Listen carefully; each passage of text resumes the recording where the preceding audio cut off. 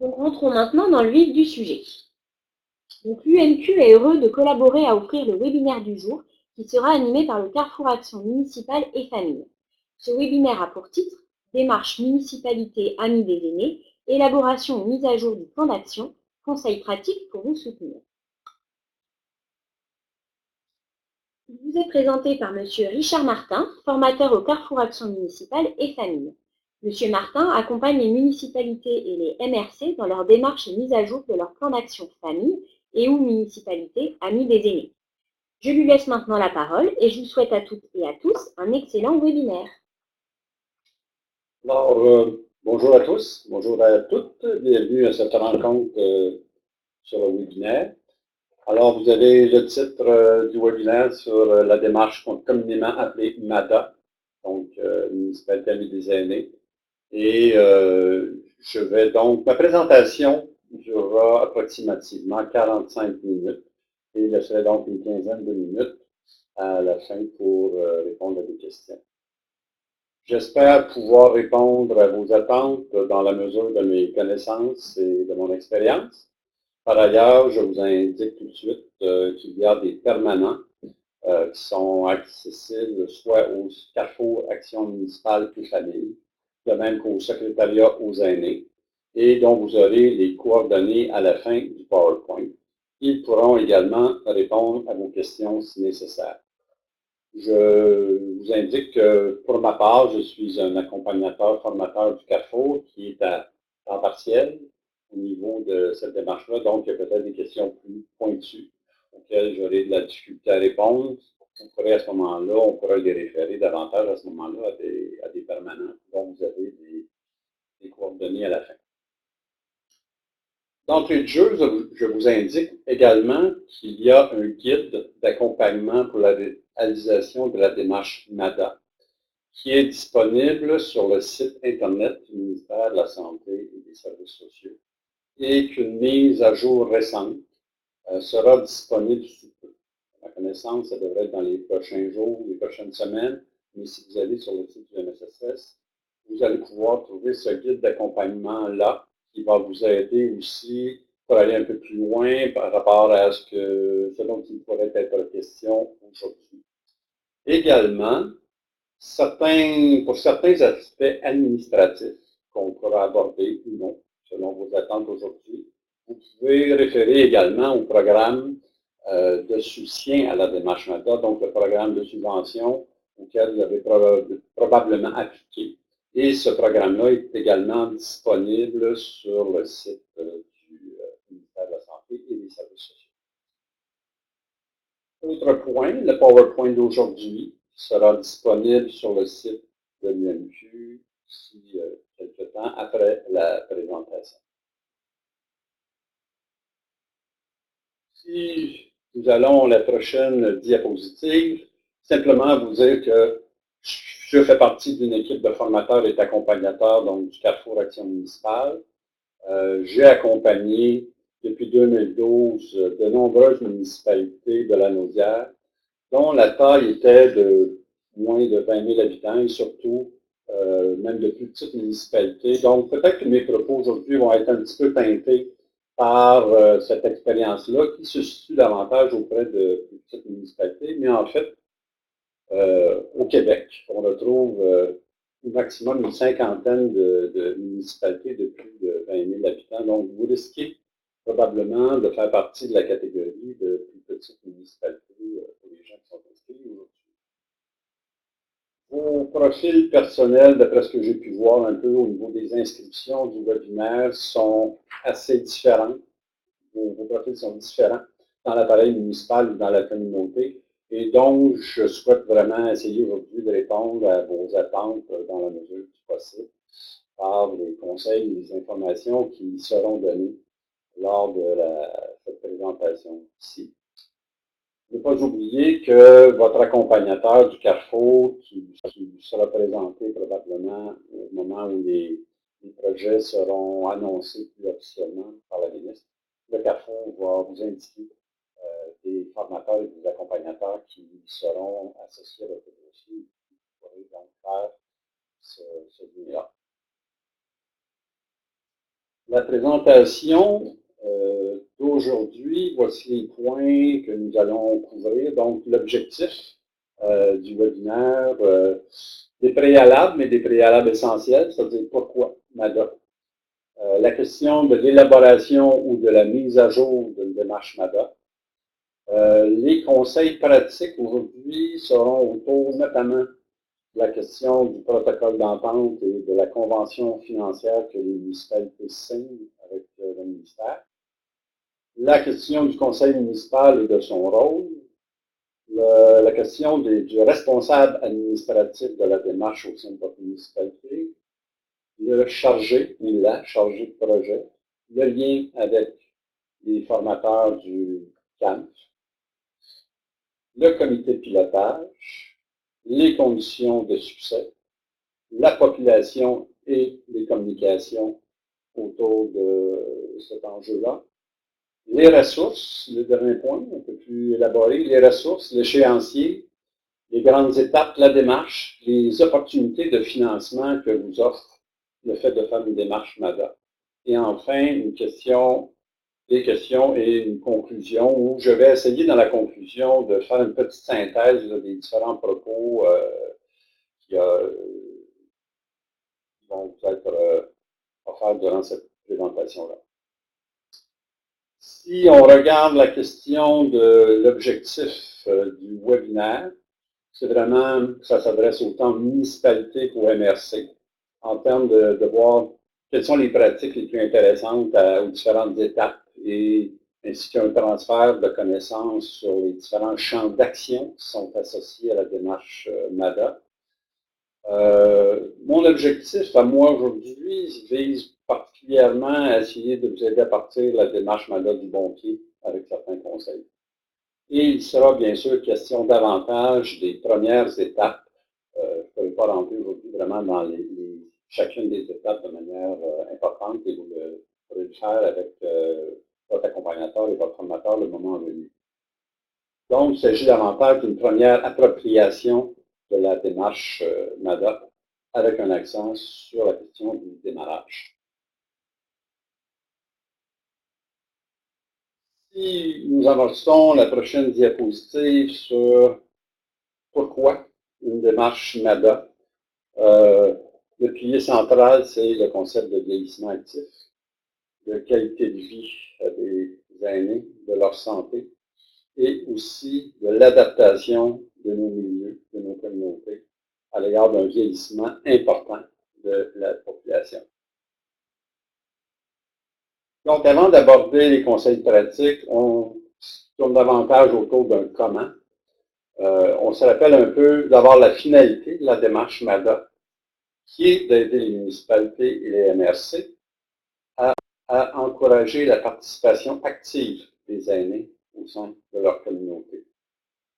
Également, à concrétiser la vision d'une société pour tous les âges et à actualiser le concept de vieillissement actif prôné par l'Organisation mondiale de la santé, l'OMS. Vieillir en restant actif, c'est essayer d'optimiser les possibilités de bonne santé, de participation et de sécurité afin d'accroître la qualité de vie pendant la vieillesse. Donc, ce sont vraiment les trois piliers du concept de vieillissement actif qui concerne la santé, la participation et la sécurité. Je le dis souvent, comment peut-on aider les aînés avec les moyens dont on dispose dans une communauté, dans une municipalité, à rester actifs physiquement d'abord, socialement et intellectuellement. Trois autres pôles qu'on peut avoir en tête au moment d'étaler un peu le concept. Nous savons tous que nos collectivités vieillissent à un rythme accéléré actuellement. Deux exemples relatifs au vieillissement. On peut dire d'abord que depuis 2011, la tranche des 65 ans et plus dépasse pour la première fois celle des 15 ans et moins. Le phénomène ira sûrement en amplifiant pour encore un certain temps. Également, autre donnée, les personnes de 75 ans à 89 ans passeront de près de 232 000 qu'elles étaient en 1986 à 1,2 million en 2056. On voit donc à quel rythme les choses sont en train de se modifier. Dans ce contexte-là, il est sûr qu'il est important d'adapter nos services, nos infrastructures, pour à la fois conserver le dynamisme social, économique de nos communautés. Ça devient un enjeu de taille. Ce n'est pas simplement pour les aînés eux-mêmes, c'est aussi pour nos communautés, pour conserver le dynamisme de nos communautés. La prochaine diapositive vous présente les champs d'intervention. En fait, il y a 9 champs d'intervention dans lesquels il est possible d'agir pour favoriser un vieillissement actif ainsi qu'une qualité de vie rapidement si on en fait le tour. On voit tout en haut, attardons-nous d'abord au principal pétale. Donc, toute la question, ce qui peut être travaillé, c'est les espaces extérieurs des bâtiments, l'habitat, le milieu de vie, en allant vers la droite, le transport, la mobilité des aînés, leur participation sociale, les loisirs, le respect et l'inclusion sociale des aînés, les communications à leur attention et l'information, les services de santé et services sociaux, la sécurité. Donc, vous avez là 9, ce qu'on appelle normalement des champs d'intervention, dans lesquels il va être possible de réfléchir au possible de ce qu'on peut faire pour améliorer la situation. Si vous apportez une attention un peu aux sous-thèmes de chacun, ça vous donne une meilleure idée également de ce que ça peut avoir comme sous-point, en fait. L'aménagement du territoire, de l'urbanisme, les conceptions d'espace, les bâtiments publics, la diversité des types d'habitation. Je ne les nommerai pas tous, vous les avez à l'écran. Ce sont des tableaux que vous allez retrouver notamment dans le guide MADA dont je vous parlais précédemment. Donc, il va de soi qu'il faut porter une attention à ces 9 champs d'intervention. D'ailleurs, le protocole d'entente dont on va parler tantôt, que vous avez avec le ministère, vous demande notamment de consulter les aînés et leurs partenaires dans ces 9 champs d'intervention. Donc, il faut faire le tour de cette marguerite. À la prochaine diapositive, il est question de quelle est votre situation à vous, personnellement. Est-ce que c'est une élaboration, une première élaboration ou une mise à jour? Et si c'est le cas d'une mise à jour, ben, on va parler d'une étape importante avant de se lancer. Alors, qu'est-ce qui distingue essentiellement une mise à jour MADA d'une élaboration? Une première politique avec un plan d'action triennal. En fait, une élaboration comporte un certain nombre d'étapes sur lesquelles on va revenir un peu plus loin. Je pense que la grande majorité d'entre vous est probablement davantage à une mise à jour, car près de 1000 municipalités ont déjà fait une première élaboration. Dans le cas d'une mise à jour, ce qu'il faut ajouter, c'est une étape préalable à l'ensemble des autres démarches qu'on réalise quand on fait une élaboration. Peut-être que vous y étiez à cette première démarche, peut-être que vous n'y étiez pas. C'est ce qui fait aujourd'hui vraiment que vous êtes à l'écoute. Peut-être que ça a été fait il y a un certain nombre d'années, que c'est pas vous qui étiez présent à cette élaboration-là. Mais ce qu'il faut, en fait, quand on amorce la mise à jour, qui est probablement celle de votre situation à vous, c'est qu'il est important de faire d'abord un bilan, une auto-évaluation de votre première politique et de votre premier plan d'action qui va permettre de tirer les constats possibles avant de vous relancer. Alors, c'est vraiment l'étape qui caractérise la mise à jour, c'est de faire cette étape-là de bilan et d'auto-évaluation de votre première politique de plan d'action. Pour réaliser un bilan de cette sorte, on cherche à connaître les actions qui ont été réalisées, le nombre qui a été réalisé versus le nombre d'actions qu'on avait planifiées, mais aussi une appréciation qualitative de ce premier plan d'action, l'atteinte des objectifs qu'on avait et, bref, l'impact ressenti et réel sur la qualité de vie des aînés. C'est donc l'étape importante qu'il faut franchir dans le cadre d'une mise à jour avant d'attaquer ce qu'on fait normalement dans l'élaboration d'une première politique. Ce qu'il faut bien avoir en tête à ce moment-ci, c'est que souvent, la mise à jour se fait à la fin d'un plan d'action triennal, donc 3 ans, des fois après 4 ans, 5 ans. Parfois, les personnes ne sont plus là. Donc, ce qui est majeur, c'est de retrouver les écrits, tous les écrits qui ont été associés à la première politique, et de retrouver les rapports des responsables de ces actions-là pour pouvoir avoir, finalement, faire un bilan de tout ça. Donc, c'est de retrouver et les documents et les personnes responsables, les rapports écrits et suivis, et s'assurer de pouvoir mener à bien, finalement, cette étape-là. L'autre diapositive nous amène à la question du protocole d'entente que vous signez au moment d'une subvention avec le ministère. Donc, on dit s'approprier le contenu, partager ce contenu-là avec les responsables de la question des aînés et partager avec le ou la chargée de projet et, dans le fond, entrevoir à partir de là la reddition de compte qu'on aura à faire. Donc, le premier conseil semble relativement simple, mais c'est de bien prendre connaissance du protocole d'entente que vous avez signé avec le secrétariat aux aînés du ministère. D'ailleurs, le ministère organisera dans les prochaines semaines des séances d'information portant spécifiquement sur les conventions MADA. Autre point, vous assurez que ceux et celles qui auront apporté la démarche, donc le responsable des questions aînées, le responsable administratif, le ou la chargée de projet, en comprennent bien les modalités parce qu'il y a des engagements municipaux à retenir. Je vous dirais que la chose la plus simple à faire, c'est des photocopies de ce que l'on devra fournir, des photocopies en fait du protocole d'entente qui vous permettra de fournir en termes de reddition de compte à la fin, de savoir à quoi on doit répondre.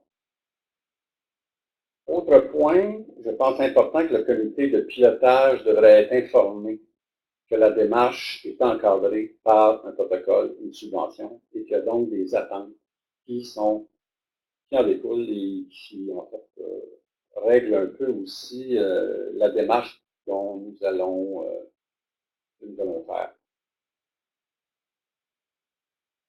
La prochaine diapositive concerne le conseil municipal. C'est évidemment à ce niveau-là que la volonté politique s'exprime et qu'il y a un certain nombre de résolutions vont être prises par le conseil.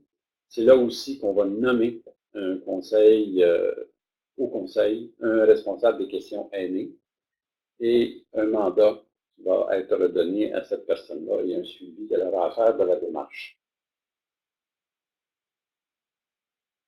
Rapidement, un certain nombre de résolutions, c'est donc la nomination d'un conseil, au conseil d'un responsable question aînée. Parfois, c'est la même personne qui est responsable de la famille. Parfois, on met ensemble ces deux responsabilités-là. Donc, on parle soit de RQA ou de RQFA.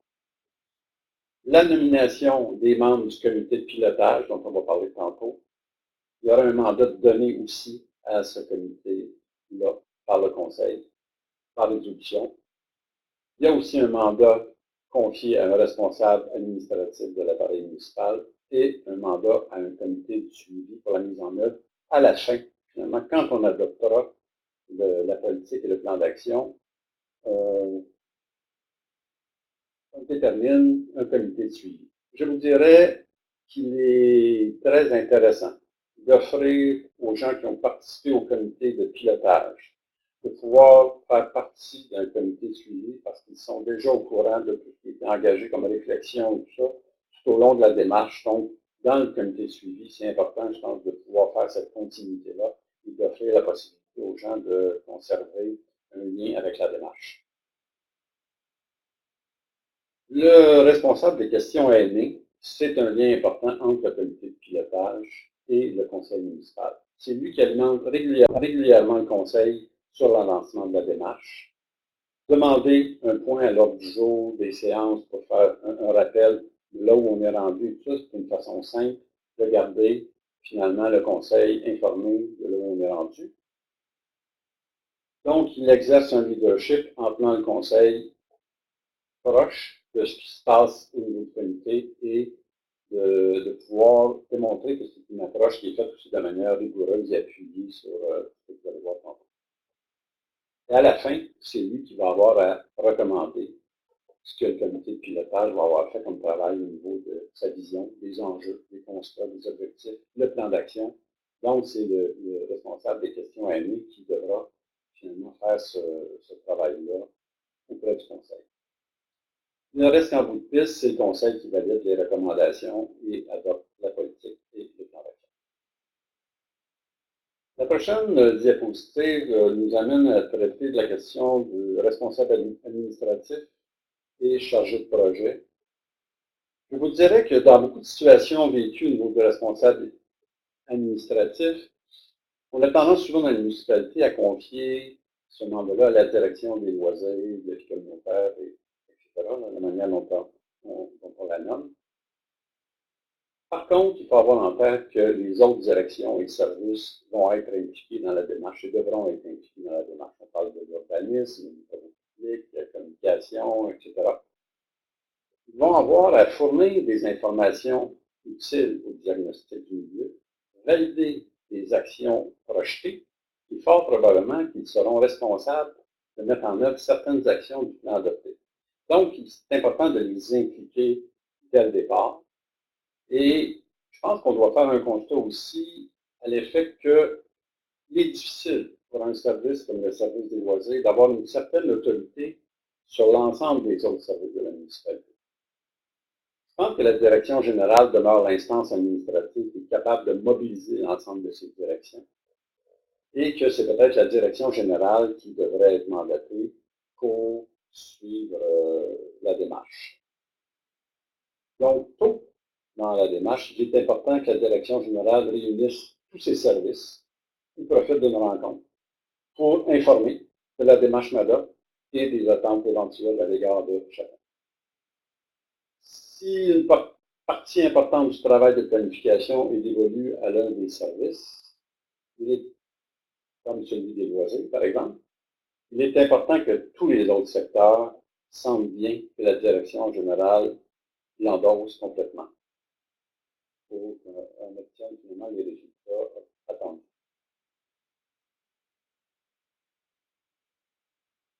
La question maintenant de la charge de projet, c'est il faut évaluer sérieusement la question de la charge de projet parce que c'est une personne clé.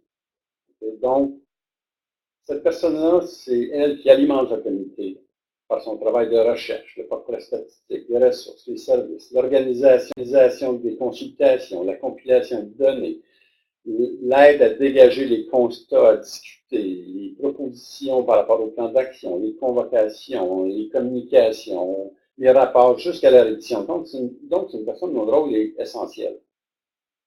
Certaines municipalités ont parfois tenté de confier le travail à l'interne du personnel de la municipalité. Mais il faut bien se dire que cette tâche-là implique des centaines d'heures de travail au fil des mois. Personnellement, j'ai tendance à ne jamais recommander de donner ce travail-là à l'interne parce qu'on arrive très rapidement et très souvent à une surcharge du personnel. Sinon, il faut vraiment dégager les personnes de beaucoup de dossiers pour pouvoir assumer une tâche comme celle-là. Il y a une subvention qui est accordée à la municipalité et qui vous aide, en principe, à pouvoir engager une ressource qui peut soutenir la démarche. Dénicher un bon chargé de projet, il y a une formation adéquate. Les qualités d'écoute de travail en comité peuvent s'avérer parfois difficiles. Votre formateur peut parfois en connaître qui travaille dans votre région et ils l'ont recommandé, mais ça vous revient totalement en termes de choix. Par rapport à ça, je vous recommanderais de rencontrer assez tôt le formateur et accompagnateur du Carrefour, idéalement avant l'évaluation de la charge de projet et la formation du comité de pilotage. Pour pouvoir effectivement discuter avec lui des étapes dès le départ, de toutes les étapes dès le départ. L'accompagnateur du Carrefour permet aussi de soutenir le travail du comité de pilotage à différentes étapes, notamment lors de la première rencontre qui est très importante, où on va reprendre un peu les informations dont bénéficie aujourd'hui, le but de la démarche, les étapes, l'échéancier, les rôles, la politique, le plan d'action, tout ce qu'on peut préciser dès le départ. Et il peut aussi vous amener plusieurs outils à différentes étapes de la démarche. Ça peut aller jusqu'à l'idée de vous offrir des exemples de questionnaires de consultation qui ont été réalisés dans d'autres municipalités. Rapidement, je vous indique que dans le cas d'une mise à jour, l'accompagnateur dispose de 12 heures d'accompagnement sur le terrain. On parle de 4 à 6 participations à répartir sur près de 18 à 24 mois. Donc, il ne peut pas être présent à chacune des rencontres du comité. Et vous vous demandez peut-être combien ça peut impliquer de rencontres. Je vous dirais que normalement, sur 12 à 18 à 24 mois, il est facilement question de 12-15 rencontres et peut-être. Donc, l'important, l'enjeu, c'est de le garder bien informé, votre accompagnateur, de toutes les étapes, de toutes les rencontres de comité, qui puisse intervenir au bon moment, lorsqu'il sent que c'est des moments stratégiques, soit au moment du démarrage, la synthèse de différents portraits, au niveau de l'analyse des enjeux, des constats prioritaires, de l'élaboration des objectifs et tout ça. Donc, c'est un peu de cette manière-là que ça peut s'organiser avec votre accompagnateur.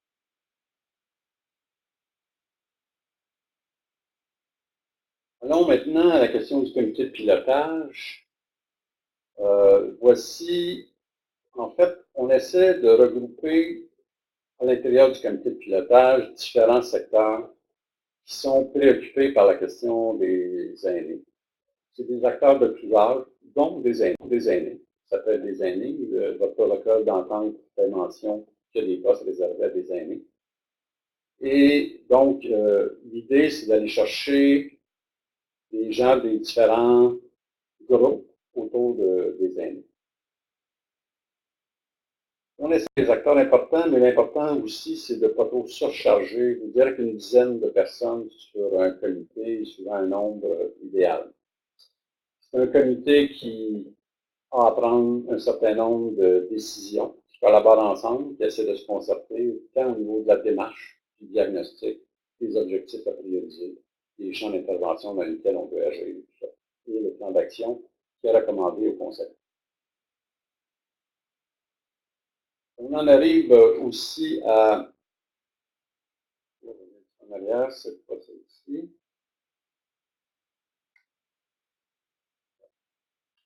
Voilà. Donc, il faut identifier les partenaires qui agissent dans la communauté. Et pour qu'ils sentent bien leur implication, je vous dirais qu'il est important que les invitations qui sont faites à participer au comité de pilotage soient idéalement des invitations écrites. Donc assez formelles, où on pourrait demander aussi une réponse écrite, dans le sens que on veut, c'est que les organismes derrière les personnes se sentent impliqués dans la démarche et que les gens n'y sont pas strictement à titre personnel. Dans une politique MADA, on veut également essayer de mobiliser toute une communauté en faveur des aînés.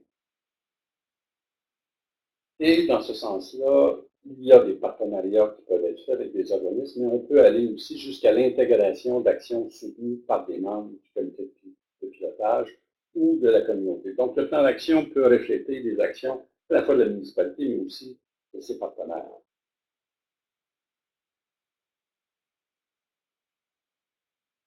Peut-être une chose à retenir, étant donné que la question de la santé et des services sociaux est un facteur important dans la communauté pour les aînés, souvent d'essayer de penser à la présence d'un organisateur communautaire du centre de santé et services sociaux est fortement recommandé au sein du comité de pilotage.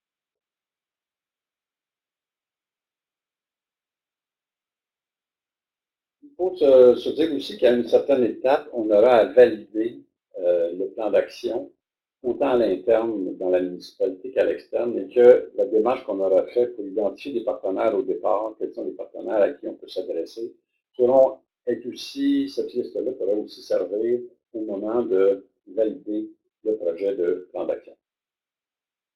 Et finalement, on a dit tantôt dans les résolutions que le comité de pilotage reçoit un mandat par résolution du conseil municipal.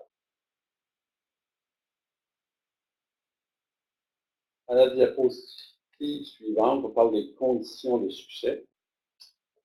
Il y a bien sûr la qualité du comité de pilotage, de la manière dont les collaborations intersectorielles sont suscitées, le réseautage, le leadership, la diversité des compétences, les motivations et les engagements des membres, la stabilité des membres du comité de pilotage sont un élément de succès. Toute la question également des communications. Donc, l'information des différents partenaires, des différents services de la municipalité, les partenaires, communiquer les objectifs de la démarche, les rôles de chacun, les retombées, c'est aussi des éléments de succès. Et on a également la question des communications tout au long de la démarche, du début jusqu'à la fin. On va revenir à la diapo suivante sur la question des communications avec la population. Donc, ça fait partie aussi de ce portrait-là. L'autre élément de succès, c'est le chargé de projet, le lien avec l'accompagnateur. Le travail professionnel du chargé de projet et son lien avec l'accompagnateur sont un atout important. C'est toute la qualité du travail de recherche, des rapports écrits bien présentés, les constats, les objectifs. C'est donc toujours un élément quand même central d'avoir un chargé de projet qui est bien fait de ta démarche.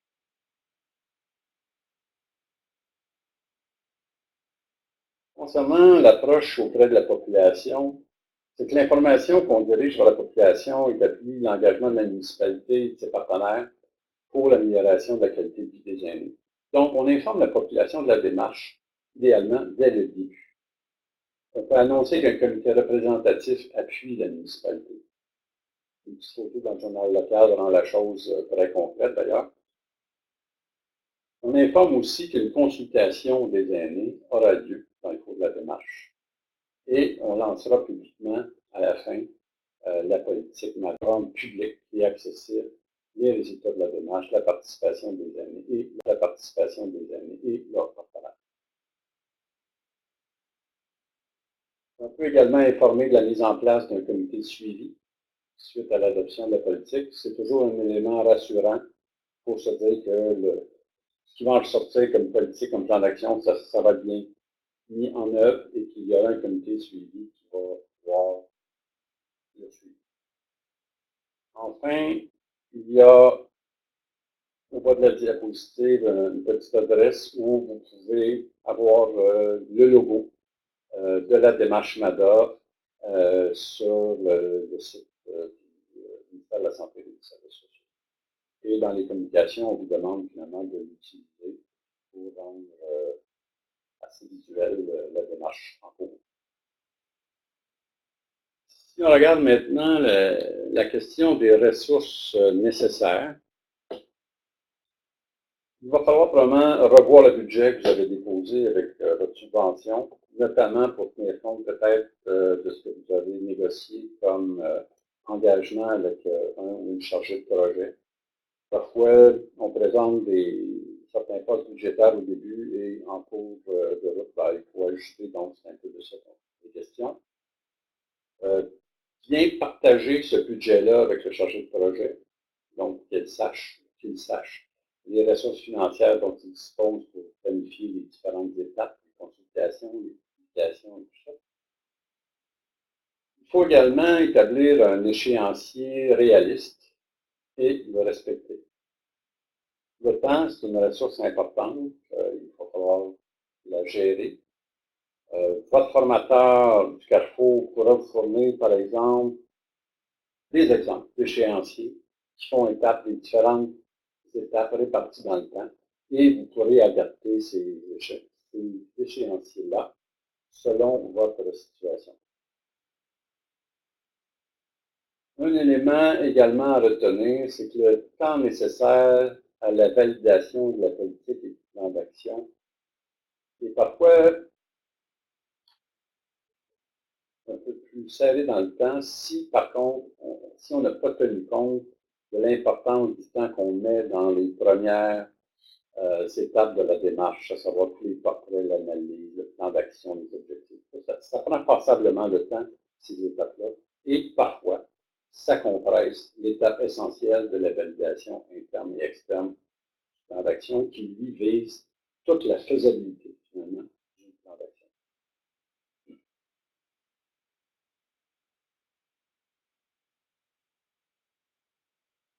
Autre point concerne le financement par d'autres programmes. Vous avez obtenu une première subvention, il en existe certaines autres. On parle d'abord du POLIMADA, le programme d'infrastructure municipalité à des années. Et donc, le fait d'avoir une accréditation MADA vous ouvre des portes à ce programme-là en termes de pouvoir aller chercher certains financements pour réaliser certaines actions. Ça permet encore de soutenir les financements des municipalités pour la réalisation de petits travaux de construction, de réfection ou d'agrandissement d'infrastructures utilisées par les aînés.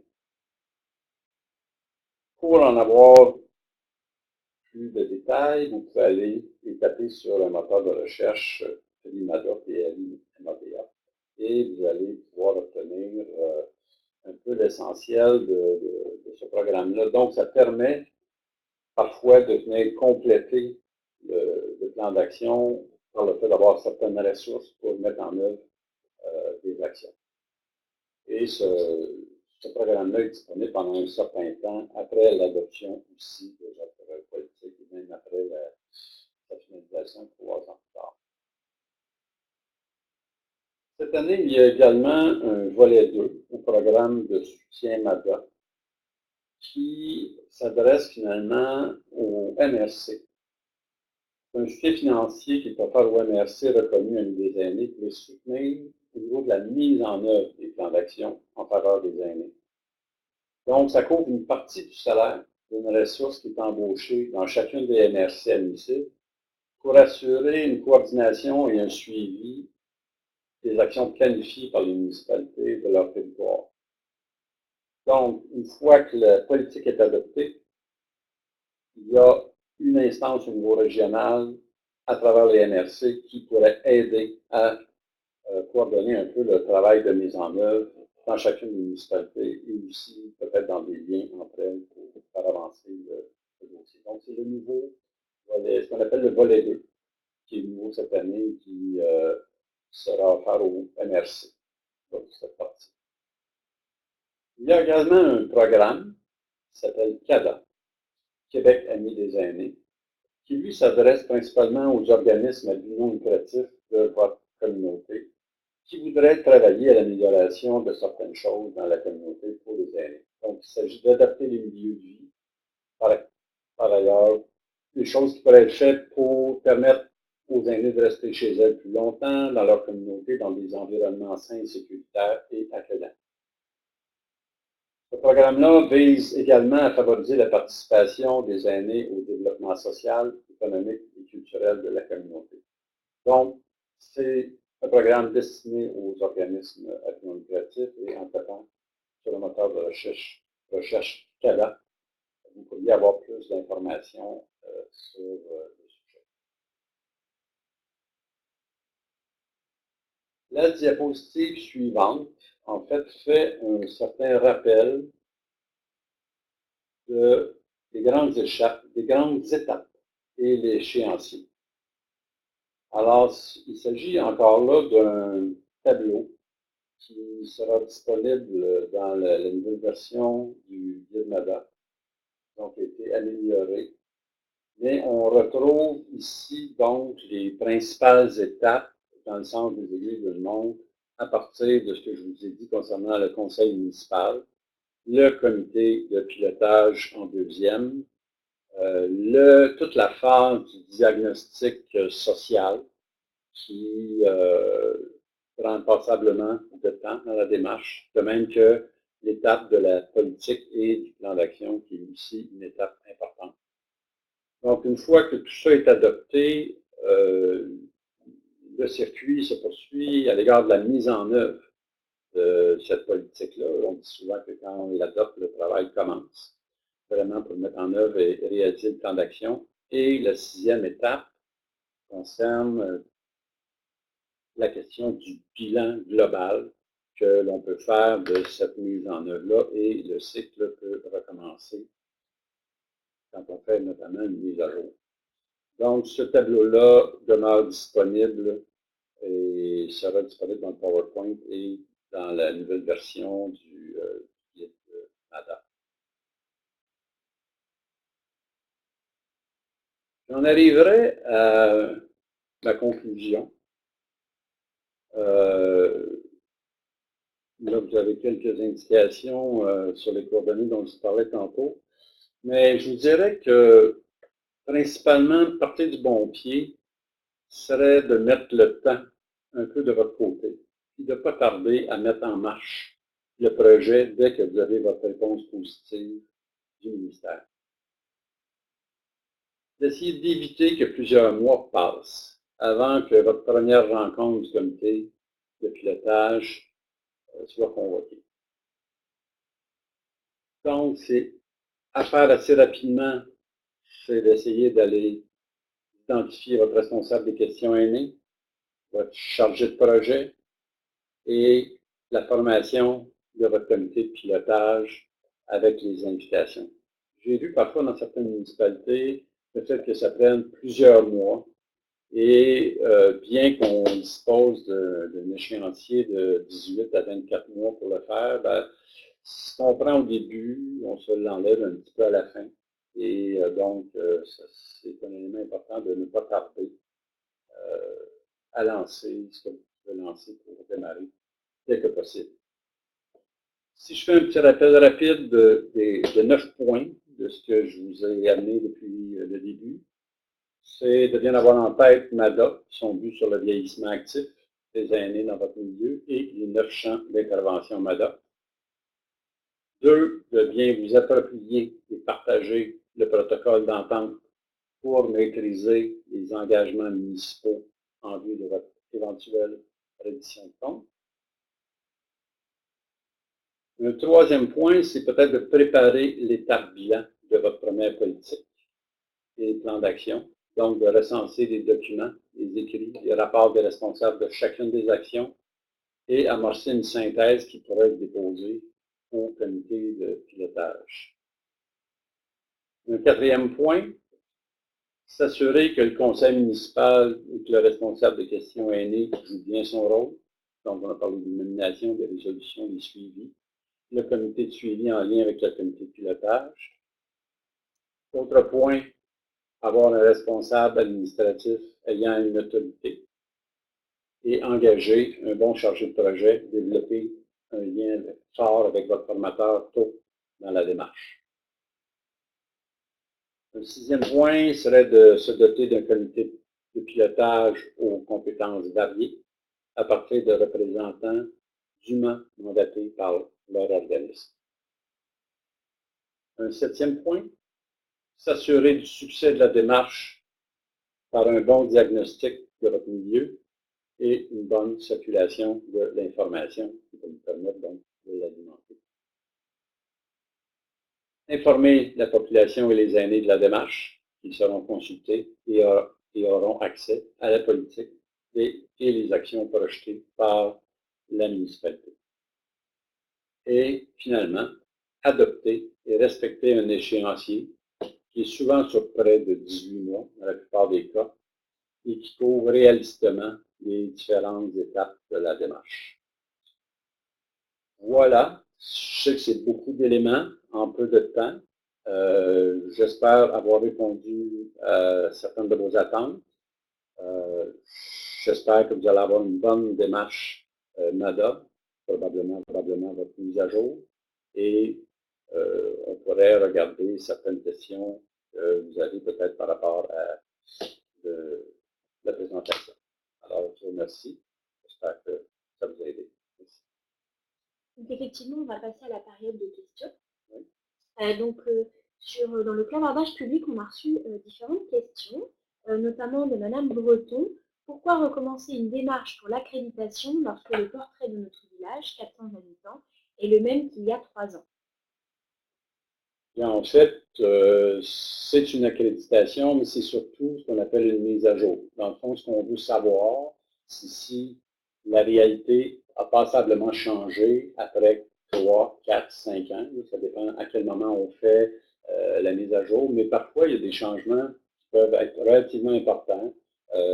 Au niveau des statistiques de la population, en 4-5 ans, on peut s'apercevoir qu'il y a un vieillissement important d'un groupe d'âge. Donc, il s'agit de refaire un petit peu le questionnement sur la première démarche et de voir de quelle manière on peut ajuster finalement à la fois nos objectifs et notre plan d'action. Merci beaucoup. J'espère que ça aura répondu à votre question. On a une question au clavardage des animateurs. Bonjour, pour une politique MRC, le comité de pilotage ne doit pas forcément avoir un représentant par municipalité? Normalement, le comité de pilotage au niveau de la MRC devrait avoir normalement un représentant pour chacune des municipalités. Donc, ça fait un comité de pilotage au niveau de la MRC, bien qu'il y a quand même un comité de pilotage dans chacune des municipalités qui sont associées à la démarche. Donc, il y a une démarche à tous les niveaux. Et idéalement, oui, on devrait potentiellement avoir des représentants de chacune des municipalités au niveau de la MRC pour à la fois tracer un portrait global de la situation au niveau de la MRC avec les municipalités participantes. Nouvelle question de M. Blouin. Quel serait le meilleur moyen de communication avec nos concitoyens pour les questionner? Sondage. Habituellement, avec les aînés, je vous dirais que peut-être que la méthode la plus, dépendamment de la grandeur de la municipalité, parfois le contact direct, une rencontre de type focus group, c'est-à-dire où on réunit des aînés, où on leur permet d'être en contact avec des gens de la municipalité et on utilise à la fois un questionnaire pour les aider à faire le tour des différents domaines, des champs d'intervention. Souvent, c'est une méthode qui est privilégiée dans de petites agglomérations, de petits villages, et où les gens sentent bien le fait qu'on les questionne sur leurs besoins et leurs réalités. Mais au-delà de ça, souvent, dans les plus grandes, on utilise en parallèle aussi un sondage qui peut être disponible comme en format papier, distribué à travers les bibliothèques, différents réseaux. Il peut aussi être en ligne sur le site de la municipalité. Donc, ça permet d'élargir la réponse, finalement, des aînés à cette consultation-là. C'est sûr que le sondage Internet, et souvent, de plus en plus de gens sont quand même capables d'aller sur les sites web, donc ça élargit. Il reste la formule humaine de rencontre est normalement très appréciée et la réponse est souvent étonnante. En termes de participation, les aînés ont du temps et souvent, ils sont plus disponibles pour participer à une rencontre de ce type. J'espère qu'on aura répondu à votre question. Madame Journeau, dans le cas d'une démarche MADA pour une MRC, est-ce qu'on doit avoir un comité de pilotage MRC et un comité dans chaque municipalité participante? C'est ce que je viens de dire dans la réponse précédente. Oui, il y a un comité de pilotage, souvent où un représentant de chacune des municipalités se retrouve au niveau de la MRC, mais il y a aussi un comité local qui fait une démarche localement. Parce que la réalité locale peut être assez différente aussi de la réalité régionale. Donc, on fait la démarche aux deux niveaux. Et il y a certaines démarches de recherche qui peuvent être faites plus au niveau régional, mais et communiquées aux instances locales. Donc, souvent, le chargé de projet peut être la même personne qui fait le lien entre ces différents comités-là. Autre question de Madame Roux, le guide MADA devrait sortir à quel moment? Je ne suis pas malheureusement dans le secret des dieux, mais je pense qu'il est possible qu'il sorte d'ici peut-être les fêtes.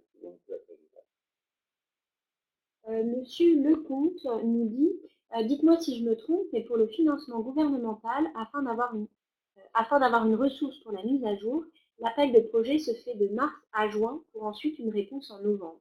On perd presque une année. N'y a-t-il pas un moyen d'accélérer le processus? En fait, comme moi je travaille pour le Carrefour Action municipale et famille, c'est pas nous qui gérons les appels de projet, les réponses et tout ça. Donc, là-dessus, je vous référerai davantage au secrétariat aux aînés sur les commentaires que vous pouvez avoir par rapport à la question des appels de projet et des réponses, des délais, tout ça. Mais normalement, ça prend un certain délai après la fermeture des appels de projet pour avoir les réponses. Donc, quand on s'y met, des fois, le temps s'écoule assez rapidement. Question suivante, qui est habituellement responsable des actions concrètes au niveau des municipalités? Alors, dépendamment des champs d'intervention dans lesquels on veut agir, c'est sûr que souvent, si on parle d'aménagement du milieu, ça peut être les travaux publics, parfois, qui ont des mandats, des actions à réaliser. Souvent, le service des loisirs de la vie communautaire a souvent des choses également à faire. Les communications vont avoir. Quand on regarde les différents étapes qu'on avait dans la Marguerite tantôt, on peut voir qui dans la municipalité, finalement, est en lien avec ces champs-là. Donc, il peut y avoir des gens au niveau de l'urbanisme. L'urbanisme est en mesure de planifier le développement de la communauté, de voir les espaces de services versus les habitations des aînés. Donc, plusieurs personnes au sein de la municipalité peuvent se retrouver à collaborer à la mise en œuvre de certaines actions. Ils auront été consultés d'ailleurs dans l'étape de la validation pour savoir comment ils voient l'enjeu et l'action qui a été projetée. Et après ça, donc, ils sont appris à y contribuer.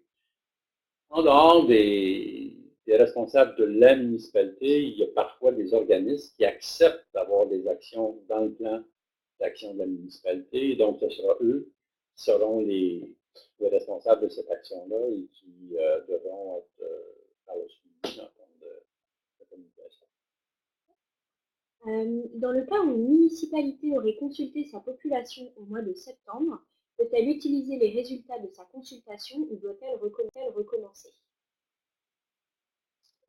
Disons que je ne sais pas de quelle consultation on parle, parce que des fois, la consultation elle peut être très citoyenne, très large, si on a déjà fait une consultation, alors que dans le cas des aînés, on s'adresse à une clientèle qui est davantage ciblée. Et d'ailleurs, le ministère va vous demander d'avoir cerné les besoins exprimés dans les différents champs d'intervention dont on a parlé tantôt. Donc, ça dépend de comment la consultation a été menée. Est-ce qu'on y retrouve finalement les éléments essentiels pour connaître les besoins des aînés? Monsieur Dany nous demande dans quelle mesure est-il imaginable qu'un jour soit arrimée la démarche MADA et celle de PFM en ayant au besoin des exigences spécifiques pour les aînés? Il arrive à l'occasion que les arrimages puissent se faire. J'ai déjà travaillé sur des politiques où on faisait à la fois la politique familiale et aînée et on identifiait à ce moment-là de façon précise qu'est-ce qui est relatif aux actions qui touchent plus spécifiquement les aînés. Il y a parfois des moments où c'est possible de le faire. Ça dépend du calendrier où les offres de projet, les appels de projet se font. Ils ne sont pas toujours très bien arrimés pour différentes raisons qui ne sont pas de mon ressort. Mais parfois, c'est possible de les faire simultanément. Et donc d'associer la recherche tout en faisant une consultation spécifique qui va chercher les aînés, d'avoir des réflexions sur les besoins des aînés en même temps que celles des familles. Parfois, c'est faisable. On a une nouvelle question de Madame Lénard. Notre MRC a reçu une réponse positive pour notre démarche avec 11 municipalités qui participeront. Une ressource sera embauchée. Est-ce que 11 municipalités à accompagner est réaliste en 18-24 mois? Je l'ai vu. Je l'ai vu. Il faut que c'est possible. Ça dépend, je pense, un peu de l'expérience de la chargée de projet. Dans le temps, il faut bien répartir, bien planifier, mais c'est possible. Je l'ai vu dans d'autres municipalités, notamment dans la Matagouini où j'ai travaillé. C'était fait avec plusieurs municipalités en même temps, la MRC. Il y avait une chargée de projet qui couvrait l'ensemble. C'est un bon mandat. Merci. Il y a M. Ouellet qui précise la question de tout à l'heure. Est-ce que le responsable de la municipalité au sein du comité de la MRC doit être un élu ou la municipalité peut désigner un responsable qui n'est pas nécessairement un élu?